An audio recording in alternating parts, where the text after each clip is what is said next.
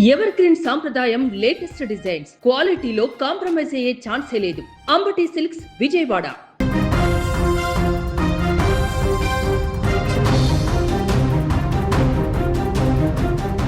పల్నాడు జిల్లా వినుకొండలో ఓ మాజీ circle inspector పైన లైంగిక దాడి ఆరోపణల కేసు నమోదు కావడం హాట్ టాపిక్ అయ్యింది. గతంలో వినుకొండ సిఐగా పనిచేసిన చిన్న మల్లయ్య తనపై అత్యాచారం చేశాడంటూ ఓ మహిళ పోలీసులను ఆశ్రయించింది. బాధితురాలి ఫిర్యాదు మేరకు కేసు నమోదు చేసుకున్న పోలీసులు దర్యాప్తు చేపట్టారు. వినుకొండ మండలం బ్రాహ్మణపల్లి సమీపంలో చిన్న మల్లయ్యకు చెందినటువంటి నాటు కోళ్ల ఫారాన్ని ఆమె అద్దెకు తీసుకొని నిర్వహిస్తుంది.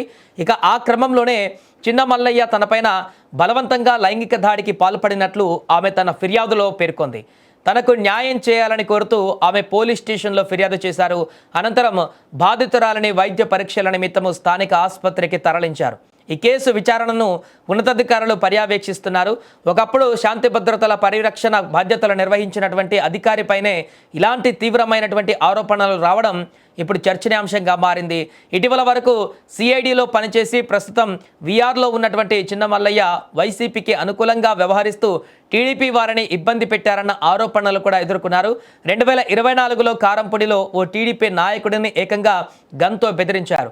ఇటీవలే కారంపూడికి చెందిన మండల టీడీపీ నాయకుడికి వాట్సాప్లో బెదిరింపులకు గురి చేశారు.